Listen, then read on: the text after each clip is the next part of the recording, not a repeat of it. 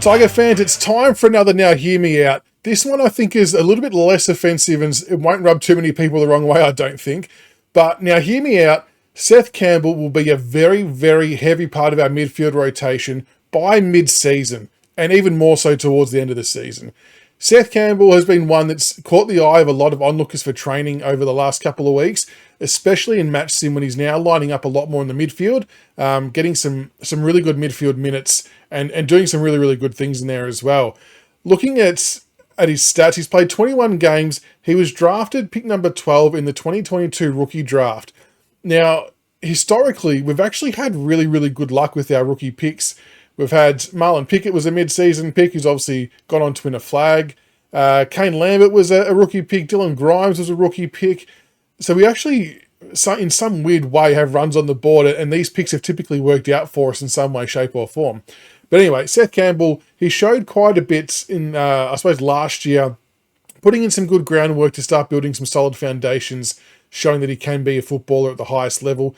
He's pretty quick, pretty nimble, has really good goal sense. He played as a midfield rotating half forward in his under 18 year. And I think he actually had one game where he kicked 10 goals for his team in Tasmania. So we all know he knows what the goals are, but it's now being able to transform that into something else that can benefit the team to a higher degree. And I think the midfield's the answer.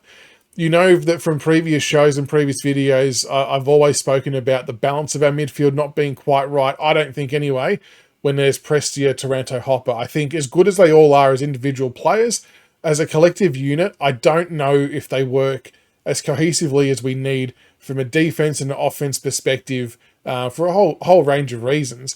And while I think we will see that trio start the season in the midfield, I think someone like Seth Campbell and to an extent Jack Ross, which we mentioned earlier on a different video, I think they're going to start seeing more and more midfield minutes as the season gets on.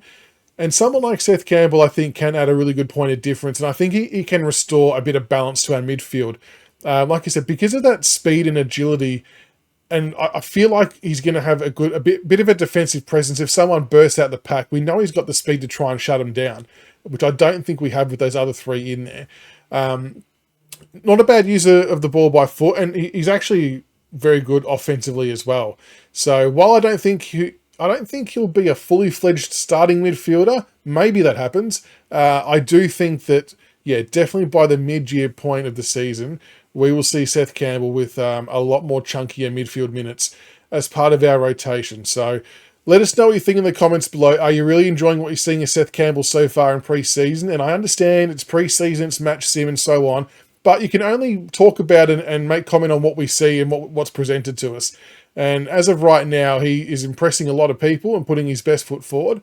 And I think as a young team that's growing and developing and trying to find their identity again, our success and how we move forward, a lot of it's based on players around his draft age. So Seth Campbell, keep up the good work, and I look forward to seeing him get some more midfield minutes and causing a few headaches for opposition midfielders.